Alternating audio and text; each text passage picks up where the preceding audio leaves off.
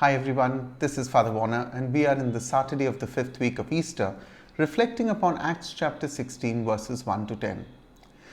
The Council of Jerusalem was a game changer. Paul and Barnabas have not only been vindicated, but have been given a mandate with human testimonials to back this mandate. Silas and Barsabbas are to accompany the two back to Antioch as a sign and a seal of apostolic mandate. We know that this decision to evangelize to the Gentiles did not go down very well with the Judaizers. They will continue to follow Paul and disrupt his mission, sowing seeds of doubt and dissension. But Paul had another challenge to face.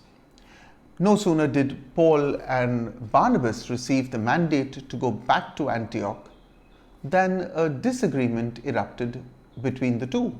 We read this in Acts chapter 15 verses 36 to 41.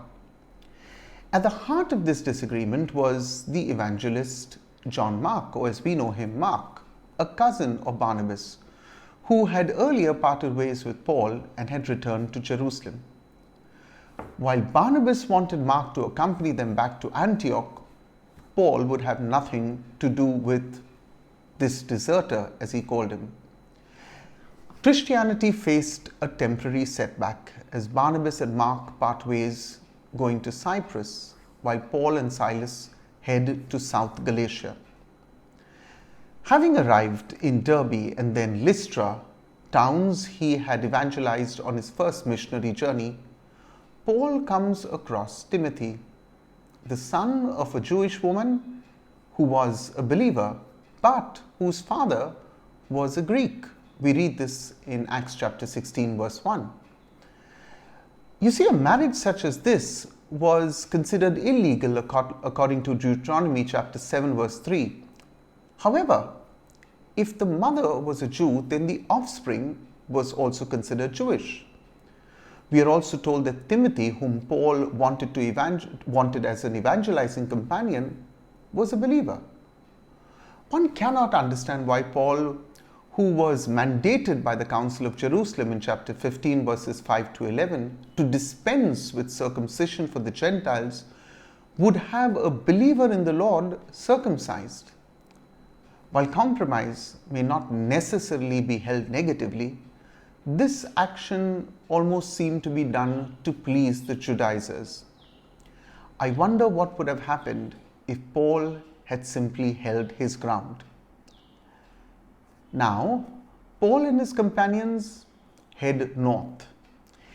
It becomes abundantly clear that Paul has his eyes on Ephesus, the capital of a province of Asia, which is situated in today's modern-day Turkey, or as it was called then, Asia Minor. He wants to go east, but divine guidance pushes him west to Macedonia into Europe.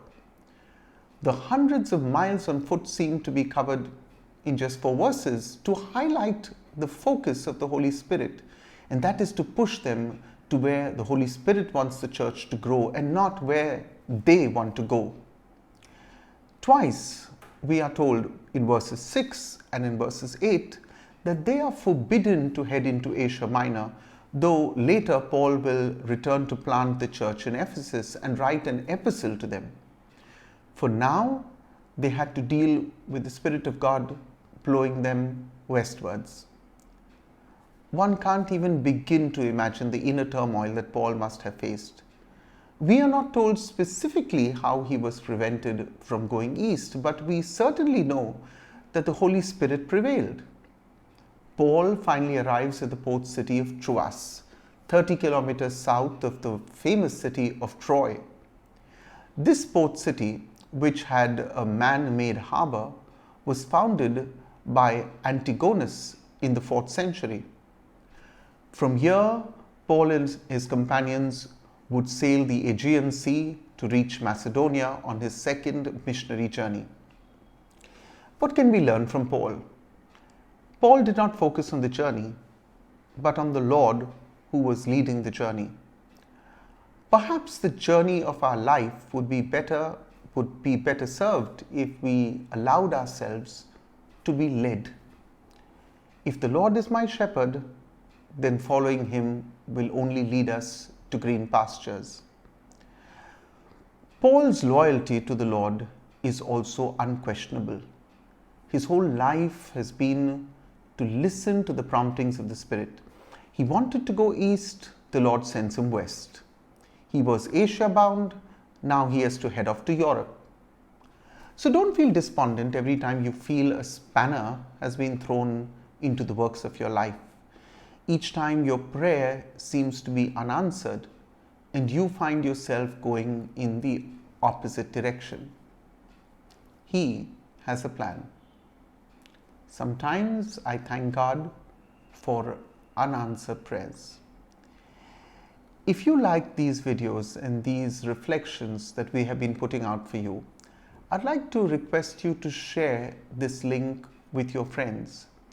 If you haven't yet subscribed to this channel, please do so.